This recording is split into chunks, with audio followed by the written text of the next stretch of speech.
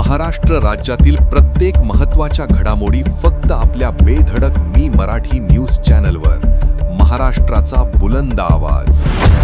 नंदुरबार जिल्ह्यातील अंगणवाड्यांमध्ये चिमुकल्यांच्या जीवाशी खेळ सुरू असल्याचा धक्कादायक आणि अघोरी प्रकार उघडकीस आला आहे. शहादा तालुक्यातील जावदा येथील अंगणवाडीत लहान मुलांना देण्यात येणाऱ्या पोषण आहारात चक्क अळ्या आढळल्या. एका महिला पालकासह सरपंचांनीच सतर्कपणे हा प्रकार उघडकीस आणला असून बालकांच्या जीवाशी खेळणाऱ्या दोषी ठेकेदारावर कडक कारवाई करण्याची मागणी ग्रामस्थांनी केली आहे. जावदा येथील अंगणवाडी क्रमांक 3 मध्ये नेहमीप्रमाणे शनिवारी सकाळी बालकांना मिलेट चॉकलेट नावाच्या पोषण आहाराचे वाटप करण्यात येत होते.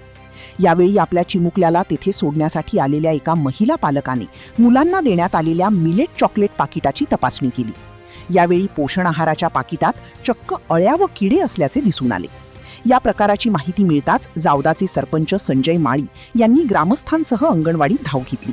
प्रत्यक्ष पाहणीत पोषण आहाराच्या पाकिटांमध्ये अळ्या आढळल्याने पालकांनी संताप व्यक्त केला. तांत्रिक त्रुटीही आल्यासमोर. या घटनेमुळे एकात्मिक बालविकास प्रकल्प विभागाच्या कारभारावर प्रश्नचिन्ह उपस्थित झाले आहे. यानंतर आता ठेकेदारावर कारवाईची मागणी होत असली तरी प्रत्यक्षात यामागे काही तांत्रिक अडचणीही असल्याचे समोर आले आहे. अंगणवाड्यांना पोषण आहाराचा पुरवठा केल्यानंतर तो आहार ठेवण्यासाठी सुरक्षित जागा किंवा बंदिस्त कपाटच त्या ठिकाणी उपलब्ध नाही. महत्त्वाचे म्हणजे पोषण आहार ठेवण्यासाठी कपाटांची मागणी वारंवार करूनही एकात्मिक बालविकास प्रकल्प प्रशासनाने त्याकडे लक्ष दिले नसल्याची माहिती समोर आली आहे. आहार किती काळ आणि कशा पद्धतीने साठवून ठेवावा याबाबत कर्मचाऱ्यांना कोणतेही ठोस मार्गदर्शन दिले गेले नसल्याचे समजते. विशेष म्हणजे इतका गंभीर प्रकार घडूनही एकात्मिक बालविकास प्रकल्प विभागाच्या अधिकाऱ्यांनी अद्याप या अंगणवाडीला भेट दिली नसल्याचे सांगण्यात येते. दरम्यान या घटनेची माहिती सरपंच संजय माळी यांनी तत्काळ महिला बालविकास अधिकाऱ्यांना दिली असून या गंभीर प्रकरणाची चौकशी करण्याचे आश्वासन अधिकाऱ्यांनी दिले आहे. तर अंगणवाडीत येणाऱ्या लहान मुलांच्या आरोग्याशी खेळणाऱ्या संबंधित ठेकेदाराचा परवाना रद्द करावा आणि अंगणवाड्यांना मूलभूत सुविधा पुरवाव्यात अशी मागणी ग्रामस्थांनी लावून धरली आहे.